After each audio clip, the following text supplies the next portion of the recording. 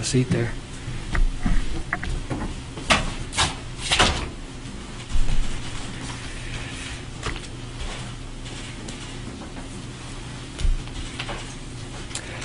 Good afternoon, Eddie. Good afternoon. How are you doing? Good. Welcome to our afternoon briefing for COVID-19. The governor is in Washington, D.C. He will be meeting with the President of the United States later this afternoon, so then he'll be heading back home. So we'll do this without him. We have I think we're set up our TV up here. I can't tell whether there's... Okay, we got our graphs. I'm going to go over the numbers first, then we're going to go over our graphs, and then I want to recognize Dr. Jennifer Dillahay, our state epidemiologist, and Dr. Naveen Patil, who is our medical director for infectious diseases. They're going to also talk with you, and then we'll take questions. I'll begin with the new cases. Since yesterday, we've had 80 new cases. One of those is from a correctional facility, and 79 are community.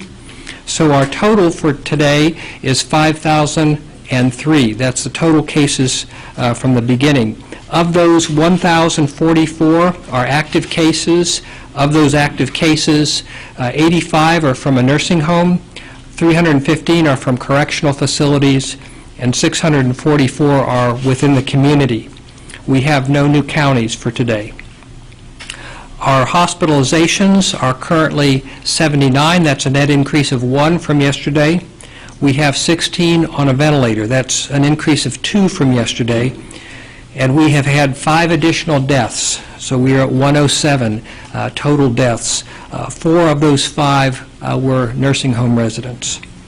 Our total recovered is 3,852. That's an increase of 113 from yesterday.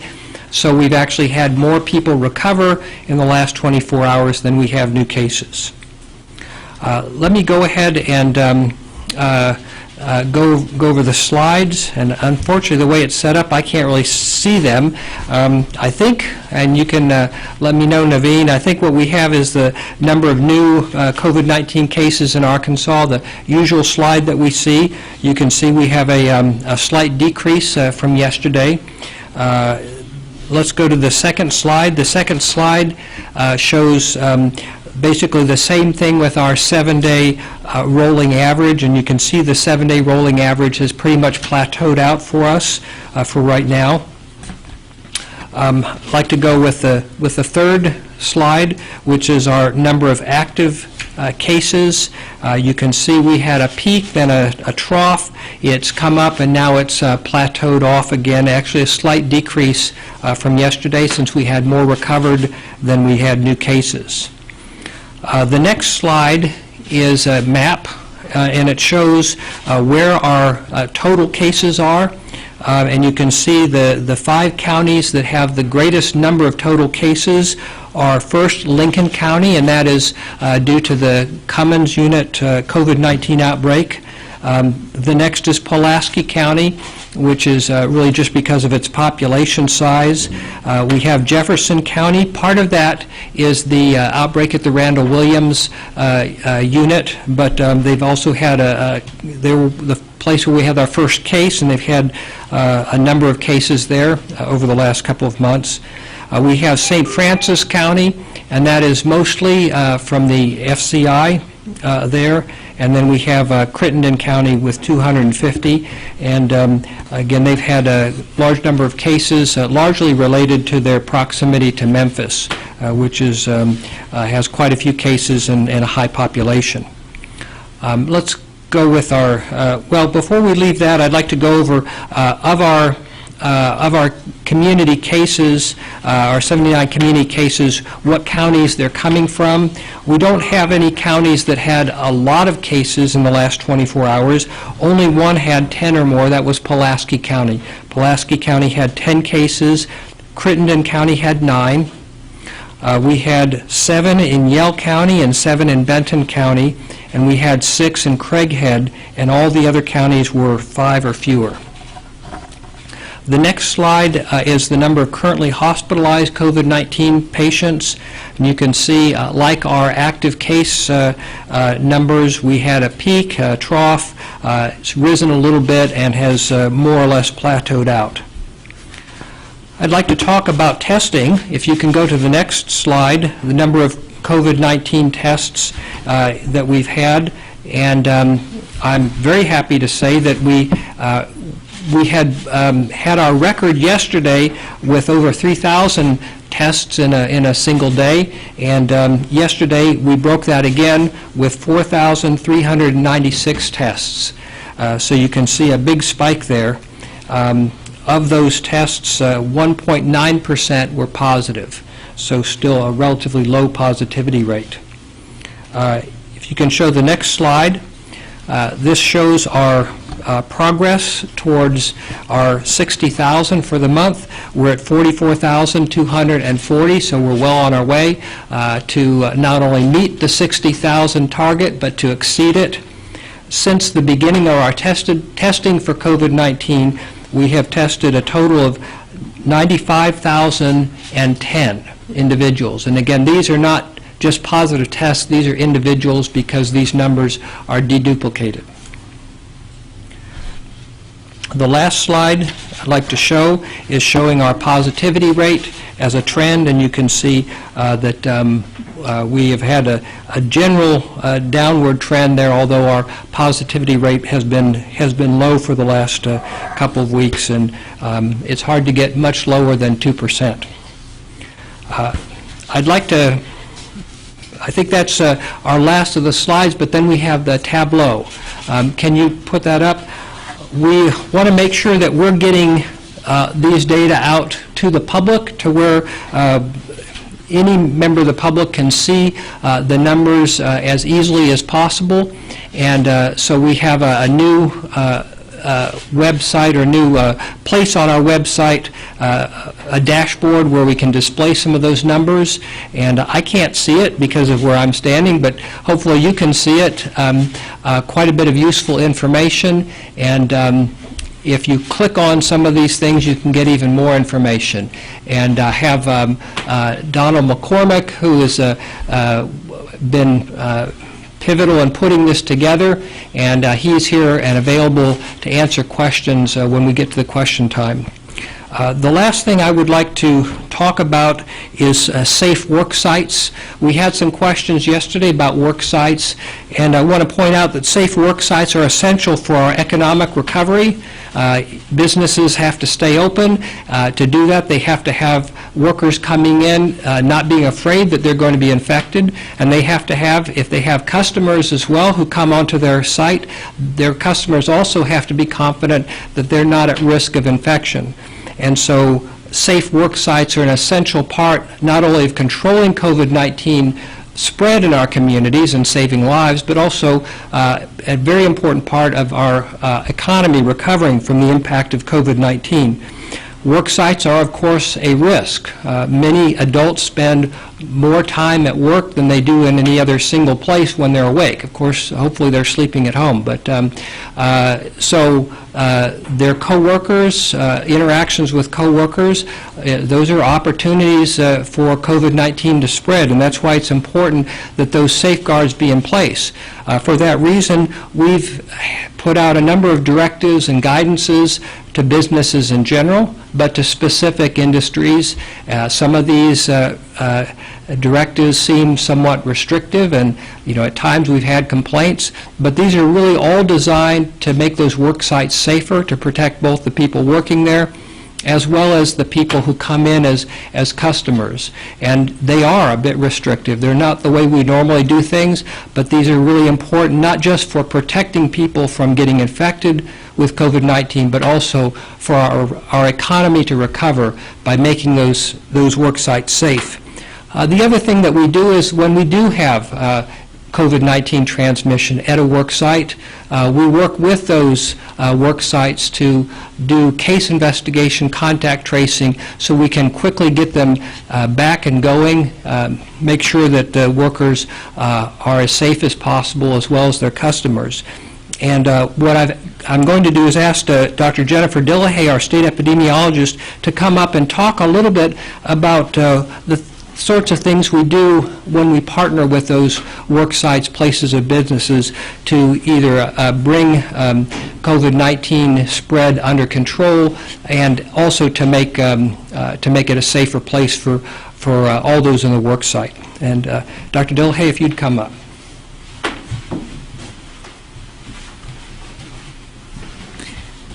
Thank you, Dr. Smith. So I thought what would be helpful would be to review what happens when a person is positive for COVID-19. So suppose they developed some symptoms and they went to their doctor and their doctor tested them, and the test showed that indeed they did have the virus that causes COVID-19. So the positive test is reported to the Arkansas Department of Health, and then the patient is contacted by a nurse and they're interviewed. And part of the interview is to learn about when did they first develop symptoms, because we're interested in learning when their infectious period was. So we take that from the day they develop symptoms and then we back up 2 days, because the thinking is that people can spread the virus when they're pre-symptomatic, during the couple of days before they actually develop symptoms. So the nurse would interview them and learn about who is in their household that might have been exposed, and then they ask about where else they have been. If they work, they learn where they are employed, and then we contact the employer to make sure that the close contacts at work can be identified and tested and excluded from work, because they need themselves to be under quarantine. There are some situations where if a person is in a position of critical infrastructure or an essential worker, it's possible they may continue to work. So the health department works very closely with employers to work with them to identify the contacts of the sick employee, and then to assess the exposures and where the employee worked, what shifts. If they're in manufacturing, they look at who's on the line, who they interacted with, where the breaks were in terms of the break rooms, and who would have interacted with them. And then we work with them to screen their employees. Now, one of the important things that we also do is we work with employers to help them prepare their setup where their offices or their plant or whatever the workers are doing, whether it's manufacturing or food processing, so that the processes they have in place can be constructed or arranged in such a way to reduce the possibility that transmission would occur to other employees if someone is sick and they don't know it yet. So, for example, in many food processing, manufacturing places, employers have arranged the workers so that they have more distance between each other, or if they're on a like a manufacturing or conveyor belt, that they're not facing directly someone. If that's not possible, then oftentimes they'll put a plexiglass sheet to prevent spread across the line or between workers. The health department is very willing and able to assist employers of every kind to assess their work situations, to optimize the physical layout and arrangements, how they staff, and the timing of the staff coming in and out. But it's also very important for employers to screen their employees so that those who arrive at work are known not to be sick at that point in time. And those who are sick, they should have liberal policies to allow people to take sick leave so people do not feel compelled to work when they are ill. And I want to emphasize that we go through these processes with employers because our goal is to keep the businesses open to if there's any way possible. We work with them if they have essential employees that may have been exposed but still need to work, and we also work with those who have out-of-state travelers who come to Arkansas that need to perform certain business functions with their business, and to make sure that those out-of-state travelers don't bring illness into their facilities. So there's a lot of ways that we can work with businesses to approach the situation and make it possible for them to stay open and yet at the same time reduce the possibility that COVID-19 could be spread in their facility.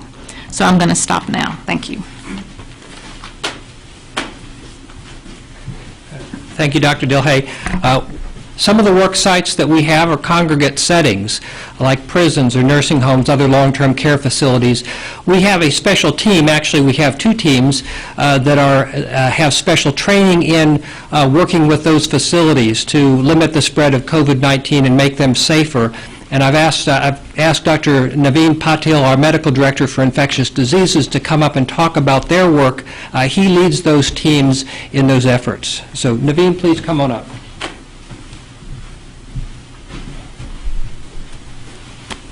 Good afternoon. Thank you, Dr. Smith. I'm here representing the Healthcare Associated Infections team at the Arkansas Department of Health, which has been tasked with,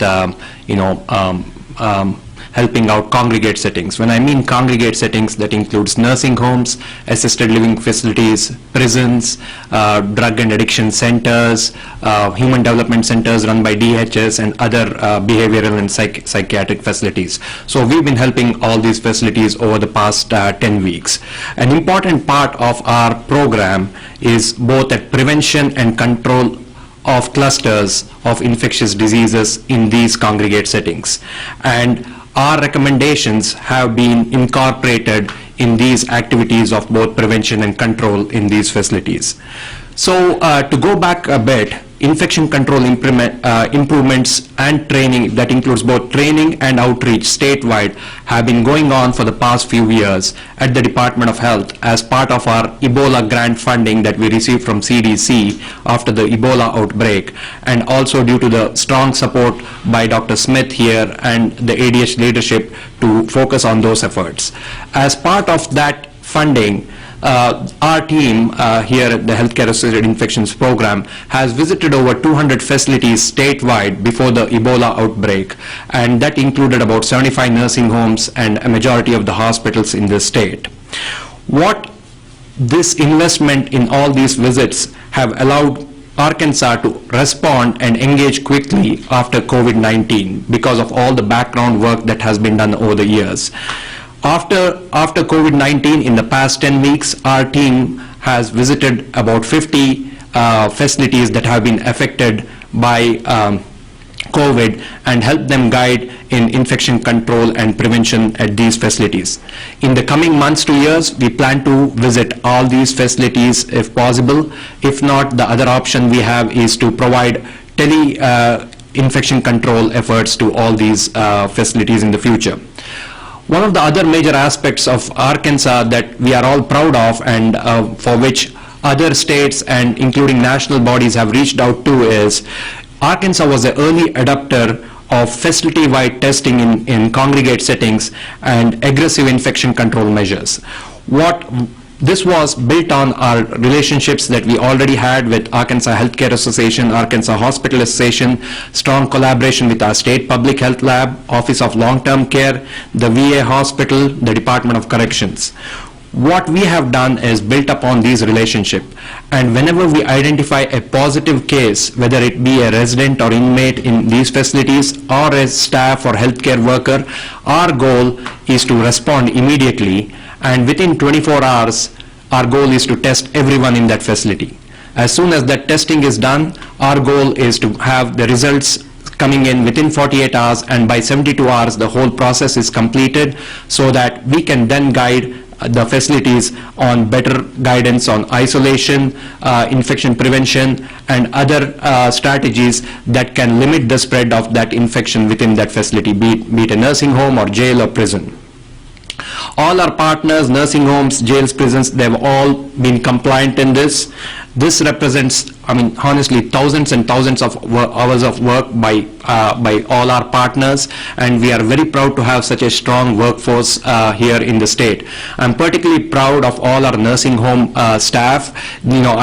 I remember them driving through here middle of the night, early in the morning, coming here to collect specimens, go back, get their residents tested, and drop it off at the lab when we had limited testing services. This sort of commitment and care for their residents is unmatched. We are very proud of that. I'm also very proud of our very small team. As Dr. Smith alluded to, we are 8 people who have done all this work. That includes thousands and thousands of tests being delivered and resulted out. And my team, I would like to appreciate Ms. Kelly Garner, who is the backbone of the team. Ms. Pamela Higdem is the most experienced infection control person in the state. Having such a strong team that is looked upon by national partners and other states is a blessing for the state of Arkansas. I would also like to thank many of our wonderful partners who have helped limit the spread of infections and control the mortality and morbidity in the state, including Ms. Rachel Bunch from Arkansas Healthcare Association, Dr. Katie Seeley from the Public Health Lab, Dr. Toys from the VA Lab, who have been helping out for us regarding testing, Secretary Wendy Kelly and Director Payne from the Department of Correction. They have given us access to everything that we need so that we can help prevent control of outbreaks in Arkansas prison system. Finally, I have a word of caution and advice for everyone who is involved in the state, is that we play our part to protect our loved ones and those at highest risk. As we continue to open the state, hope we continue to practice social distancing, masking, and hand washing as we move forward in future care of our patients. Thank you.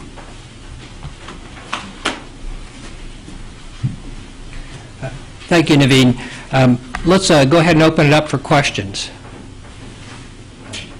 Any reason for the big increase in testing over the past day? It would seem like a pretty big jump. Well, we've been emphasizing this for quite some time, and I think all the pieces are starting to come together.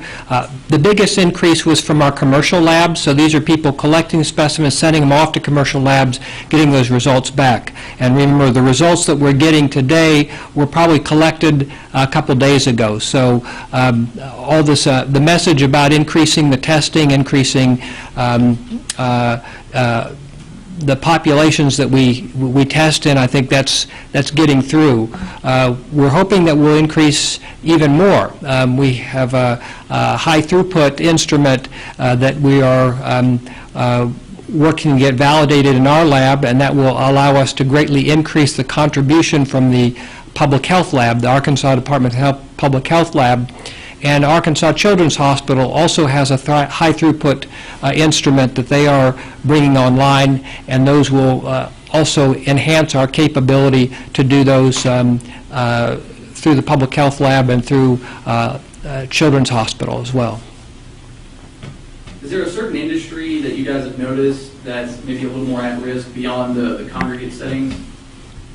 Well, there are certainly industries that we've been watching closely, that have been watching themselves closely. I think the meat processing, food processing industry, particularly poultry, is such an important industry. They've been watching very carefully, and so we've been working with them on that. We have had over 100 workers. Only about half of those are active cases now, but that's an area where we've been looking very, very closely. I think from our visit to Forest City earlier this week, that brings to mind the Belleville Boot Factory, where they had a cluster of cases as well. Any employer where there are a number of workers together in the same building, there's potential risk there, which is why we really encourage businesses to adopt the guidance and the directives that we've put out there, and to be vigilant and try and keep those workers who are sick, let them stay at home. Don't unintentionally create incentives for sick workers to come in. So were some of these places that you've seen that have kind of flared up a little bit, were they not putting anything into practice, or is it just kind of just sort of happens? Well, the challenge with COVID-19 is that we now know that asymptomatic, pre-symptomatic transmission can and does occur. And so even if all your workers have no symptoms and they have their temperatures checked, you could still have transmission, which is why even though we check temperatures for people coming into this building, we still wear masks for source control. Dr. Smith, this is Cole at 4029 News. Is the team sports and camp news delayed, and when should we expect to hear that? Can you repeat that question again? Team Sure. sports Is the and team sports and summer camp news delayed, and when should we expect to hear that news? Yes, that originally we were planning on announcing that today, but since the governor is out, we're going to announce that tomorrow. Does that answer the question?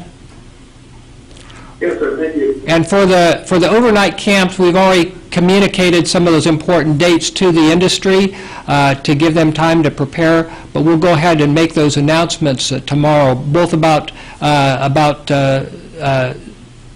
team sports, summer sports, as well as the overnight camps. Has there been a workplace outbreak in Dardanelle? In Dardanelle, yes, there was a, I have some information on that. That was at a poultry-related industry, and I want to make sure that I get the name correct. So give me just a moment. Nebo Poultry in Dardanelle and Russellville. Yes, they've had 14 active cases, is the information that I have. Yes. On the workplace issue, I know Dr. Akil was talking about things that happened before the COVID outbreak, but on a sort of a proactive basis, is there anything that happens to like go in and look at the meat processing plants or factories or whatever and make sure that they are set up in a safe way?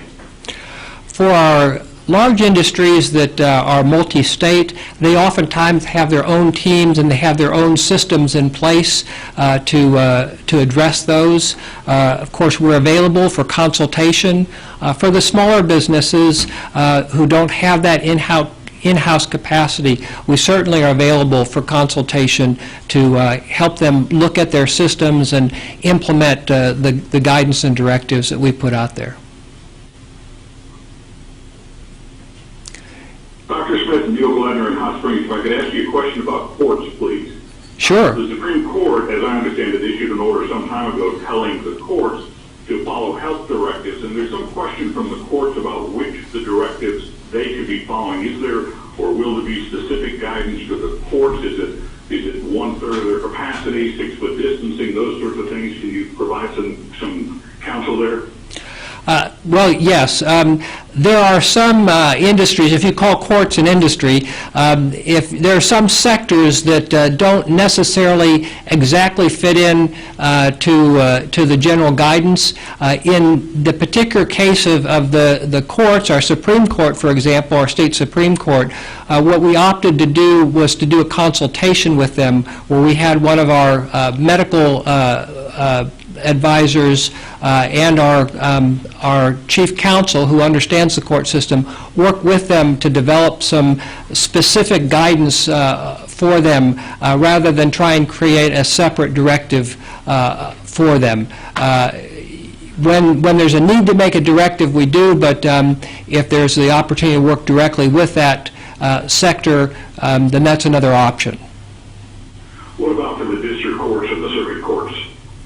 I would hope that they would really follow the same pattern, but if there's questions or concerns, we are available to work with them. Have you been able to recruit more people to the contact tracing team?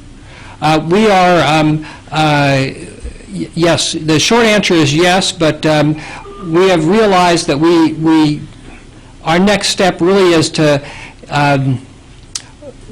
utilize volunteers, but we really have to have people who have that special training who will be with us over the duration of this pandemic. And so we will be presenting a proposal to the CARES Act committee to basically stand up those contact tracing efforts to move from an emergency response to more of a sustained response. Dr. Smith, you mentioned there were some important dates that you gave to the camps industry. Are you able to share those with us today? What I can do is have Meg Miraval, our communications director, share that with you. I don't have those right with me. And of course, they'll be announced tomorrow as well. Thank you. Going back to the dashboard, I don't know if prisons are included on there, and if they're not, could you give an update on like the 2 or 3 major ones that we've had as far as number of cases, et cetera? Certainly. The prisons, the main ones that are that we've had recently is of course the Cummins unit. The total on that is 951 inmates. We've not had any since yesterday. We had 65 staff at that facility.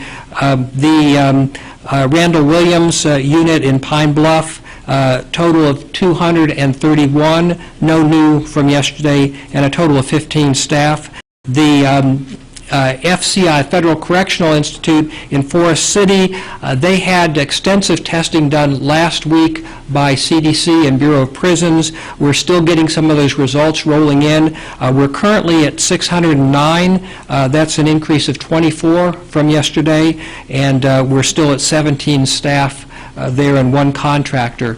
Again, because some of the labs that they used for those testing take a little longer, we haven't gotten all the results back, so those numbers may increase a little bit, but all the testing is done as far as we know.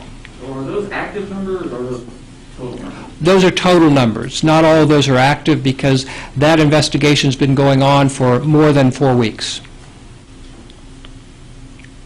Other questions remotely?